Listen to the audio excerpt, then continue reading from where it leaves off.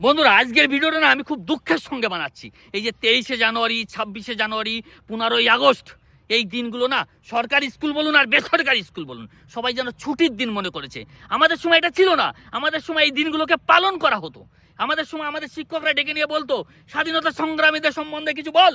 তখন আমরা বলতাম কাঁপা কাঁপা গলায় যে গান্ধীজি আমাদের জাতির পিতা, তিনি অহিংস আন্দোলনের নেতৃত্ব দেন। আমরা সুভাষচন্দ্র বোসের কথা বলতাম, ভারতের বাইরে থেকে সশস্ত্র সংগ্রামের মাধ্যমে মুক্তির স্বপ্ন দেখেছিলেন নেতাজি সুভাষচন্দ্র বোস। তিনি আরো বলেছিলেন দিল্লি চলো। আরো ছিল বাল গঙ্গাধর তিলক, স্বরাজ আমার জন্মগত অধিকার।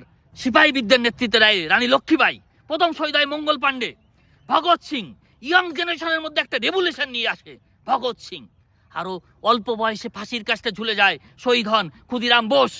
তবে একটা কথা বলতে চাই, সমস্ত সরকারি এবং বেসরকারি দপ্তরগুলোকে আপনারা যদি স্কুলে এই স্বাধীনতা সংগ্রামীদের না পড়ান, তাহলে একদিন যদি ভাগ্যক্রমে ভারত আবার পরাধীন হয়, একজনও স্বাধীনতা সংগ্রামীকে খুঁজে পাবেন না, খুঁজে পাবেন না, খুঁজে পাবেন না।